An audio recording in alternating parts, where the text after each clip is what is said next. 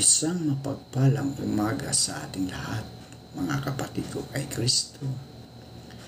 Mula sa The Solid Rock Morning Devotion, isang kagalakan na muli tayo ay makapagbulay-bulay sa salita ng Panginoon sa umagang ito.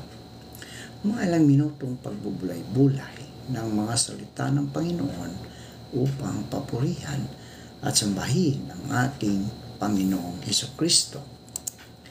Ang ating pong pagbubulay-bulayan ngayong umaga ay matatagpuan sa 1 Korinto, Kabanata 15, talatang 54 hanggang 56. Ito ang sinasabi: kapag ang nabubulok ay napalitan na ng di nabubulok, at ang may kamatayan ay napalitan na ng walang kamatayan, matutupad na ang sinasabi sa kasulatan. Nalupig na ang kamatayan, lubos na ang tagumpay. Nasaan o kamatayan ang iyong tagumpay? Nasaan o kamatayan ang iyong kamandag? Ang kamandag ng kamatayan ay ang kasalanan, at ang kapangyarihan ng kasalanan ay nagmumula sa kautusan. Pinagpala na po tayo sa pagkabasa at pagkarinig ng kanyang mga salita. Tayo po ay manalangin. Ama naming Diyos na makapangyarihan sa lahat, naririto muli ang iyong mga anak upang ikaw, Diyos, ay sambahin sa Espiritu at sa katotohanan. Maraming salamat, O Diyos, sa isang gabing nagdaan sa aming mga buhay na kami ay iyong iniingatan sa aming pagtulog. Maraming salamat sa muli mong pagising sa amin, sa muli mong pagbibigay ng buhay, ng lakas at ng karunungan. At sa umagang ito, Panginoon, patuloy kong itinataas sa inyo ang aming mga kaibigan na nasa banig ng mga karamdaman. Patuloy mo silang abutin, Panginoon, at paggalingin upang maibalik ang kanyang mga lakas na nawala dahil sa karamdaman. Gayon din po, Panginoon, patuloy kong itinataas sa inyo ang aming mga kaibigan na nagmimisyon sa ibang bansa, sa ibang lugar. Tumutulong physically, nagbibigay ng mga pangangailangan sa mga nangangailangan. Ingatan mo sila, Panginoon. Ang Pag-ibig Mission International na nandoon sa Leyte, O Diyos. Tulungan mo sila at ilayo mo po sila sa anumang kapahamakan, Panginoon. Gayon din po, Panginoon, patuloy kong itinataas sa inyo ang aming mga kaibigan na magsisipasok sa kanilang mga trabaho. Patuloy mo silang ingatan, O Diyos, at ilayo mo po sila sa anumang kapahamakan sa daan. Kung sila man ay nagmamaniho ng motor o kotse, Lord, ingatan mo sila at patuloy mo silang pagkalooban ng mga pasensya sa daan upang makapagkaroon sila ng self-control, Panginoon, sa kanilang dinadanan. Amin din nilalapis sa inyo, O Diyos, ang aming mga kaibigan na naghahanap ng trabaho, ito man ay lokal o abroad. Naway makasumpong sila ng trabaho sa tulong ng banal mong Espiritu upang sila, O Diyos, ay magkaroon ng hanap buhay. Amin din nilalapis sa inyo ang mga kaibigan naming OFW na patuloy mo silang ingatan sa ibang bansa. Ilayo mo po sila sa anumang kapahamakan, Panginoon. Bagkus proteksyonan mo po sila, Panginoon, sa lahat ng oras ng kanilang mga buhay. Panginoong Hesus, sa umagang ito, dahil sa sobrang init ng panahon, tinataas ko sa inyo ang mga senior citizen, ang mga matatanda, na sila po'y ingatan mo, Panginoon, sa mga heat stroke. Lord, proteksyonan po, lalong gayon din po ang mga bagong sanggol, Panginoon. Ingatan mo sila. Ilayo mo po sila sa anumang mga kapahamakan. Panginoong Hesus, sa umaga rin ito, patuloy kong tinataas sa inyo ang aming mga kaibigang mangingisda na sila po'y ingatan sa laot ng karagatan tulad ng pag-iingat mo sa iyong mga apostol na naroon sa laot ng malakas na hangin ay iyong pinahinto. Gayon din po, pandungan mo po sila sa sobrang init, Panginoon, sa karagatan. At ikaw, Diyos, ang siyang maghari sa kanila. Maging ang aming mga kaibigang magsasaka, patuloy mo silang ingatan sa napagsaka, O Diyos, upang marami po silang mga tanim na mga pananim na patuloy na aming kinakain, Panginoon. Lord, pandungan mo sila sa lahat ng oras ng kanilang pagsaka. Panginoon Hesus, dalangin ko, Diyos, na patuloy mong kaming patawarin sa mga kasalanan ng aming mga nagawa. Ito man ay sadya o hindi sadya. Linisin niyo po ang aming mga puso at isipan upang kami, Panginoon, ay patuloy na makapaglingkod sa inyo. Hawakan mo kami, Panginoon, sa aming mga buhay upang kami, O Diyos, ay hindi matisod o anuman, Panginoon, ang mga pagsubok sa buhay na dala ng iyong kaaway. Ikaw, Diyos, ang siyang maghari sa aming mga puso upang kami, Panginoon, ay patuloy na lumakad ayon sa iyong kalooban. Maraming salamat po, O Diyos, sa mga katugunan sa aming mga panalangin sa pangalan ni Jesucristo na aming Diyos at tagapagligtas. Amen. Ang pagkabuhay na muli ni Jesucristo. Ang pagkabuhay na muli ni Jesucristo ay mahalaga dahil sa maraming kadahilanan. Una, ito ay isang katibayan na walang hanggang kapangyarihan ng Diyos. Ang paniniwala sa pagkabuhay na muli ay paniniwala sa Diyos.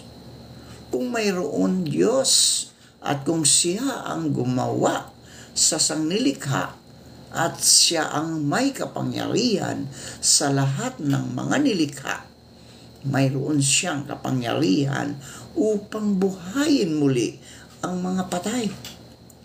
Kung wala siya ng ganitong kapangyarihan, mga kaibigan, hindi siya karapat-dapat sa ating pananampalataya at pagsamba.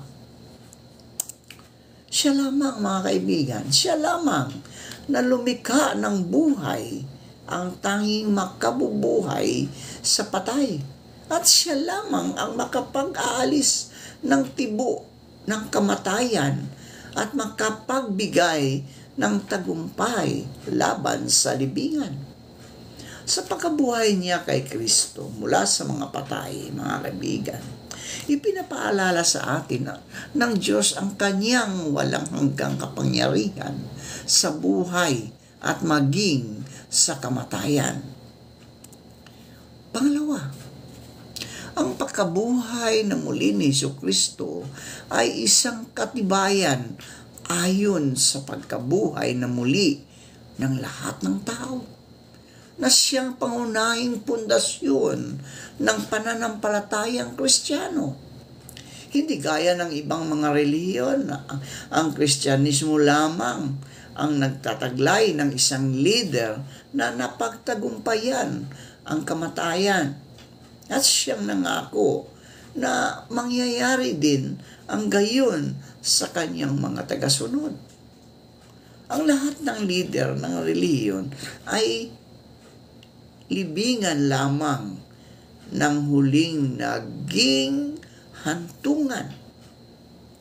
Bilang mga Kristiyano, mga kaibigan, mayroon tayong kasiyahan.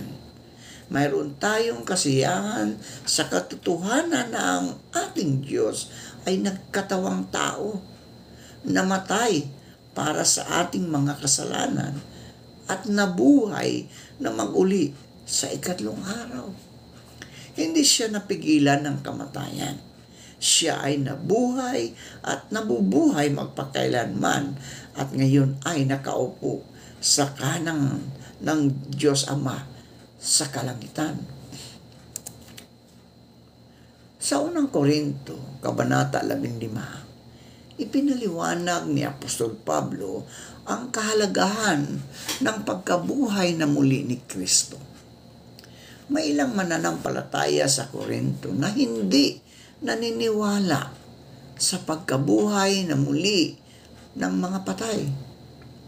At sa kabanatang ito, ibinigay ni Apostol Pablo ang 6 na mapanganib na konsekwensya kung walang pagkabuhay na muli ng mga patay?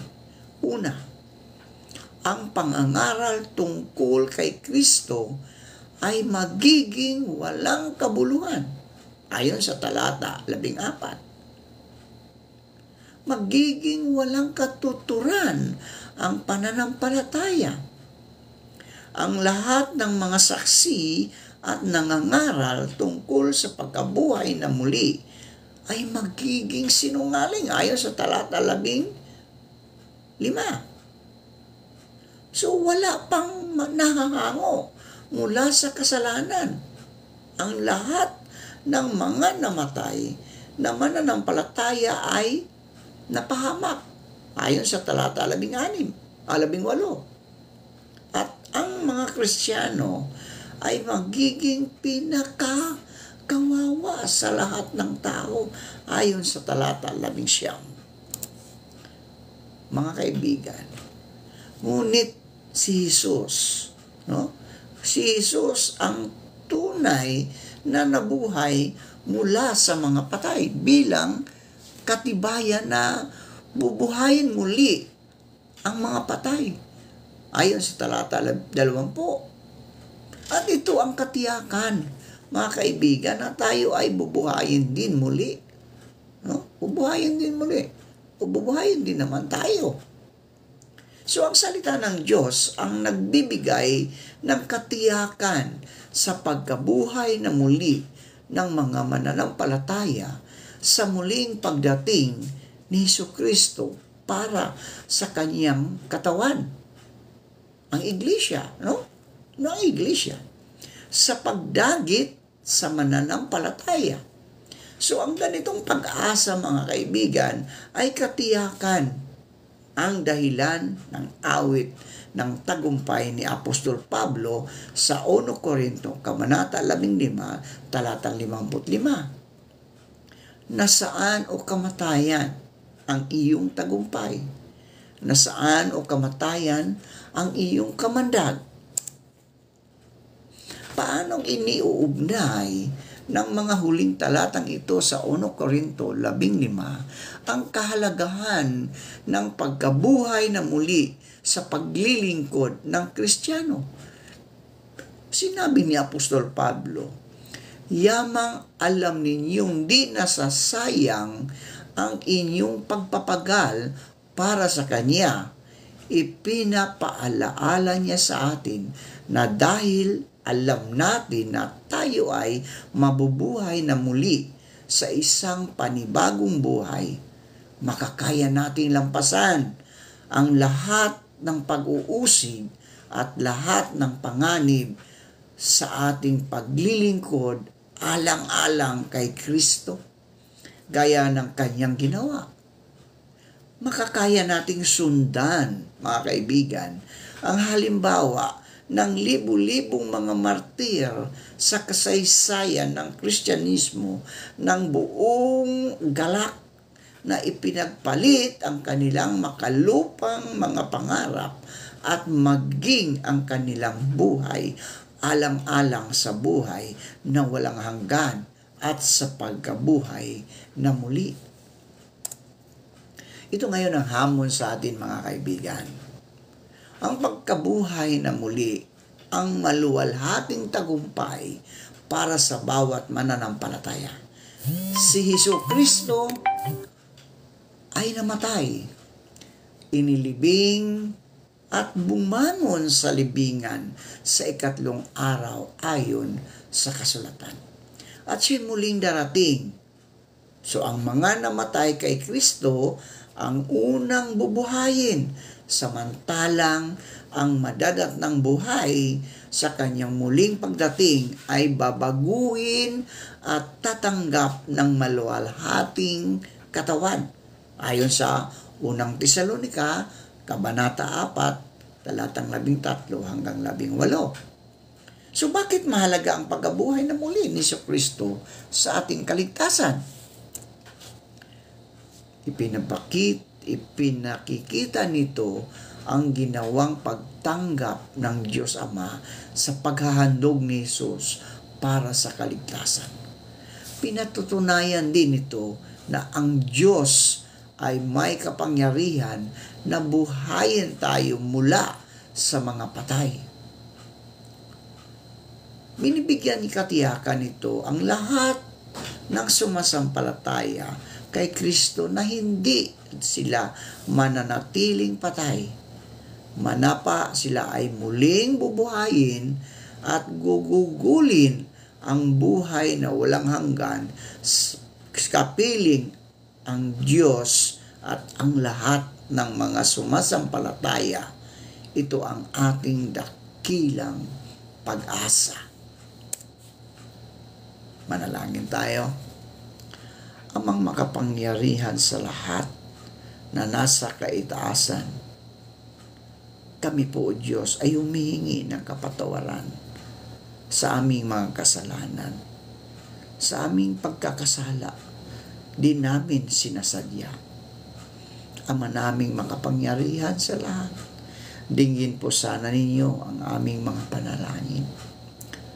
Diyos Ama, nasa iyong mga kamay ang aming pag-asa at ang pagtitiis namin ay magbunga nawa ng kabutihan sa pamagitan mo.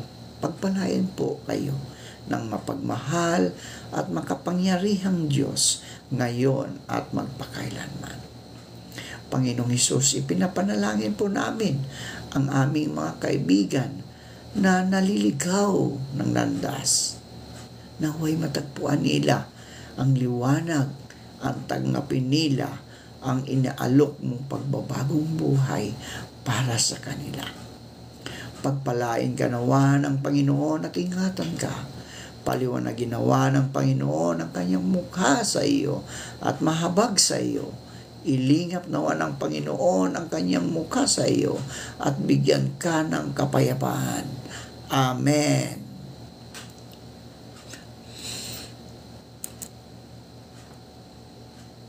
Shout out po kay Sir Gilo.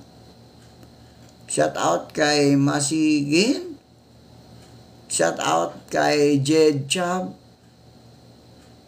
Shout out kay Lani. Shout out kay Jerome Ross na patuloy na nakikinig sa mga salita ng Panginoon. Pagpalain nawa kayo ng Panginoon. Amen.